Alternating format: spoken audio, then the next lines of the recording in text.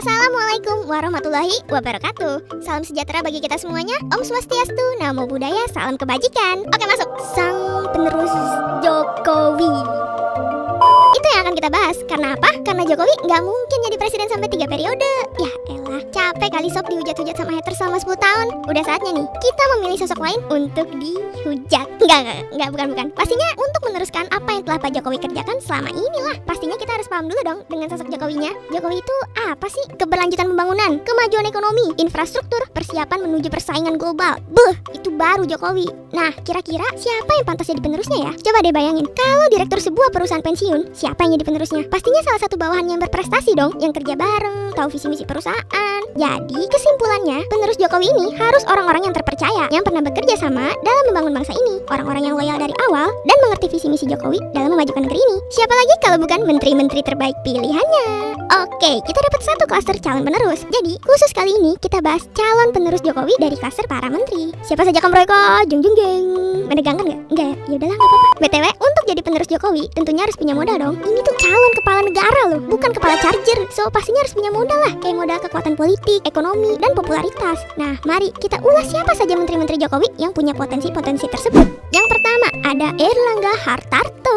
Beliau ini Menteri Koordinator Bidang Perekonomian, guys. Sosok yang juga memimpin Komite Penanganan COVID-19 dan Pemulihan Ekonomi Nasional. Beliau ini sosok di balik berjalannya kebijakan dalam penanganan COVID-19 dan pemulihan ekonomi di negeri kita. Bicara soal modal kekuatan politik, Airlangga ini ketum Partai Golkar loh, salah satu partai besar di Indonesia. Kalau bicara modal ekonomi, doi juga gak kaleng-kaleng bro. Banyak perusahaan yang dia pimpin. Catatan kekayaannya tahun kemarin aja sampai 250 miliar lebih.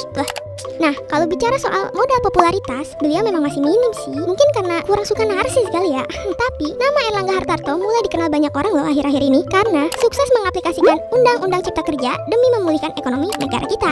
Oke, sekarang kita lanjut yang kedua. Ada Erick Thohir, sang Menteri BUMN. Doi baru terjun ke dunia politik, pasti tunjuk buat jadi Ketua Tim Kampanye Nasional Joko Widodo Ma'ruf Amin. Untuk modal politik, sebenarnya Erick Thohir ini nggak kuat-kuat banget sih. Tapi, kalau modal ekonominya, jangan ditahannya dah. Catatan kekayaannya per Januari tahun lalu aja sampai 2 triliun lebih. Udah pernah lihat duitnya belum? Duit 2 triliun. Itu kalau dijadiin permen kapas, seluruh Jakarta bisa empuk tuh.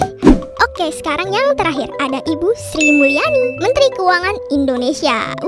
Doi juga orang Indonesia pertama yang menjabat sebagai Direktur Pelaksana Bank Dunia. Dan beliau ini wanita paling berpengaruh kedua di Indonesia loh. BTW, untuk modal politik, Doi juga nggak terlalu kuat sih sebenarnya. Walau cukup punya pengalaman panjang buat di kementerian. Dan untuk modal ekonomi pun juga nggak heboh-heboh banget sih. Catatan kekayaannya di tahun lalu cuma sekitar 47 miliar aja. Lah, cuma. Coba kasih pendapat kalian di bawah ya. Sampai jumpa di video selanjutnya.